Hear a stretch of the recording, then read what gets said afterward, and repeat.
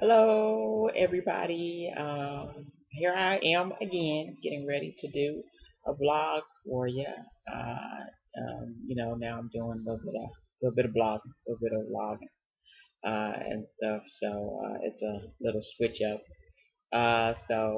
Just coming to you today. It's a nice, beautiful, sunny day today here in Seattle. So after I get off of this, I'm going outside to enjoy the sun. At least sit out on the patio or something. But just coming to you today, and I'm going to talk a little bit more on in my series called Dating in the Age of Dumba, and talk a little bit more about online dating and some suggestions that I may have for people. And as I always say, what I say is just suggestions. You can take it or leave it. Whatever works for you works for you. But these are some things that have worked for me and may work for other people. So who knows? I'm just giving advice. You don't have to take it. I want to tell you about um, what should you pay or should you not pay? And this is when it comes to online dating sites. There are many places out there that are hooking people up online. Tons of them. Match.com, eHarmony. There are local sites. There is plenty of fish. Everybody is in the online, and some are free and some cost money. And there's always been this kind of underlying debate of which is worse. Where do you get the best quality people? Do you pay or do you not pay? And what I found was that generally it didn't really matter whether you paid or didn't pay. What mattered more was you and your vetting skills. If you didn't have vetting skills, then it wouldn't matter if you paid to go to eHarmony and have somebody set you up, or you went on someplace like Plenty of Fish and you did it for free or no cost. It didn't matter. The thing that mattered was you, not the site. And I think people think that is that once again, people think it's some kind of magical formula for dating or finding a person. That if I just go to this place and pay, they'll just give me what I want and hand me what I want without having to work. And, the laziness sometimes with people and dating is just sometimes irritating to me. It's just people being lazy and not wanting to put forth any effort. This you have to put forth effort just like everybody else. Even with eHarmony, and I've known people who were members of eHarmony and did eHarmony, and people said they dated and they got matched up again and again and again, and they never had a match.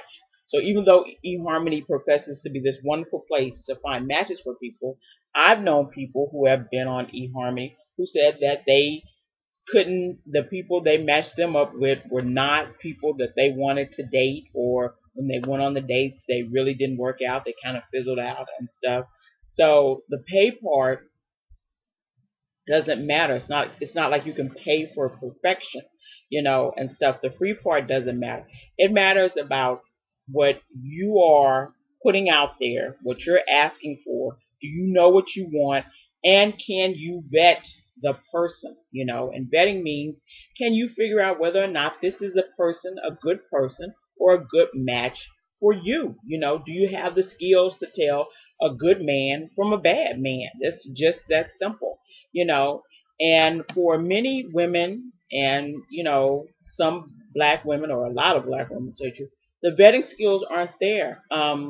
I went from paying on something like Match.com, where I hate to say it, I didn't use all my wonderful vetting skills that I should have used, and ended up meeting some really low down dudes. I met some nice guys, but I also met some guys that were just, and that were low down, and it always boggled my mind. Why would you pay to be a player? But I think some men too go on those sites, those pay sites, because they know many women have been duped into thinking that's where you meet all the good guys. And so they know that there is access to a lot of women who are potentially susceptible to their manipulation and things like that. So They pay to do it, and then they do it, and they're just as bad as any guy that you would meet, on some free site that women think is, oh, my goodness, what, those guys they're all serial killers, or and stuff, which is just kind of a, you know, kind of not true. I met my husband on Craigslist, and it's not got the best reputation, but surprisingly, I met a couple of really nice guys on Craigslist. Not everybody was a good match, but I met some nice guys on Craigslist also. I was a little bit shocked and a little bit wary about Craigslist, but I got over my own kind of prejudice towards Craigslist because I used my vetting skills to vet the men, to make sure that those were quality men, or men that I wanted to date, or we had something in common and stuff, so that was up to me, and stuff. And somewhere like Craigslist is just as viable an option as somewhere like eHarmony. I'm not telling you where to go. I'm just telling you what you need to do to make sure. So paying or not paying is not really the thing. It's you and what you potentially are looking for, what you have to offer, and also knowing how to make sure the person that you're dating is somebody that's worthy of you, and that is dependent on you. You do the same thing if you were out in public, you do the same thing online. It doesn't matter where, and stuff. I also would recommend that people use those free sites locally. Everybody's got some local paper. If you live in a big city or even a medium-sized city, you've got some local paper that has a online site that matches singles up. Here in Seattle, there's Seattle Weekly and The Stranger. They both have an online site that does that. They are local papers, which the thing about doing something locally is you meet local people. Match.com and eHarmony have you maybe with people all over the place sometimes and stuff, and you don't really get a chance to just see what you have locally, and stuff. And unless you're open to long distance dating, I would use a lot of the resources I have in town. I also noticed one thing about using local resources or smaller dating online sites, and there's just a ton of them, is that there are a lot more men that were open to interracial dating than I thought there would be. That was a surprise for me. I know there are a lot of men in Seattle who are open to interracial dating. I didn't know there were just this many that were really open to interracial dating, and I found that on Match.com it was harder. It was harder to find men who were open to interracial dating. I don't know why that is, but that's just the way it was.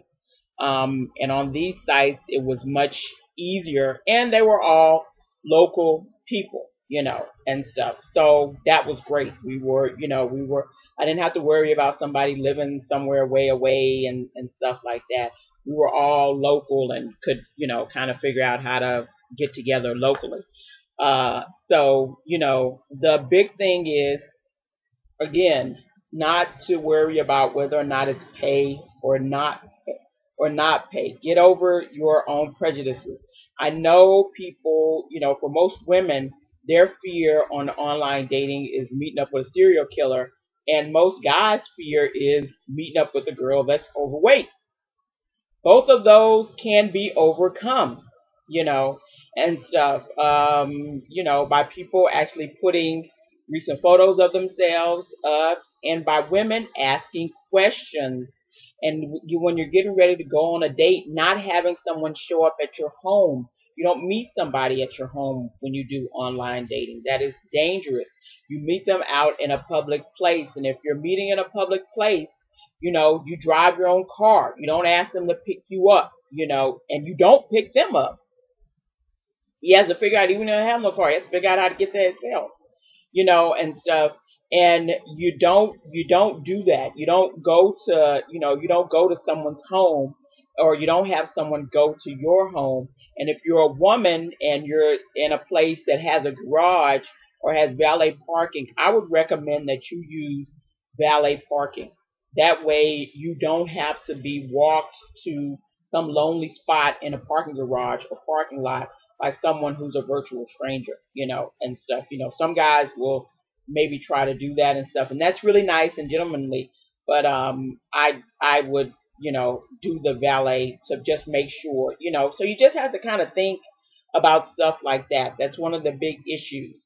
And ask questions. I don't know why people don't ask questions. You're trying to see this person as a potential date or potential mate. Why not ask them questions? And if people don't answer questions or don't want to make you feel safe as a woman, and okay, I wouldn't date them. Every man should know you're a single woman, and as a single woman, he should be making sure that you feel safe and secure at all times. And if he doesn't want to do that, I wouldn't date him at all. So, so it doesn't really matter where you go or which site you go to. What matters is when you get there, what are your skills at vetting to make sure that you're potentially not putting yourself in a situation with someone that you won't have a match with, you won't like, or you'll feel unsafe or insecure with and stuff. So that's really up to you. And that's the best that I can say about whether to do to pay or not to pay. It kind of doesn't really make much difference. Jerks will pay and jerks will go on free sites. It's really up to you to figure out who's the jerk. So that's just my advice on that. And so I'll be back later with some other things, maybe about online dating or some other stuff. Who knows? But thanks guys for your time, and I'll see you later. And enjoy the rest of your week. Bye.